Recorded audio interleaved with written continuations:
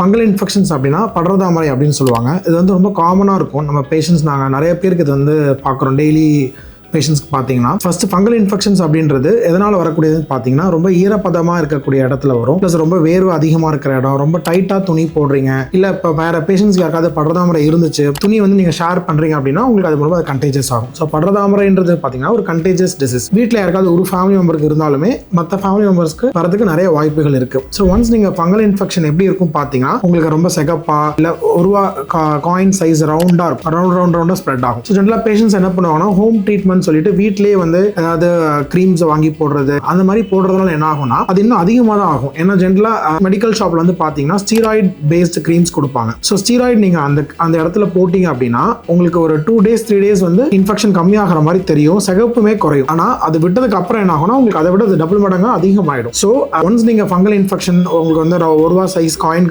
ரவுண்டா இருக்கு அந்த மாதிரி தெரிஞ்சதுனாலே நீங்க நியர்பை இருக்கிற நல்ல ஒரு டெர்மடாலஜிஸ்ட பாத்தீங்கனாலே அதை நம்ம வந்து சரி பண்ணிடலாம்.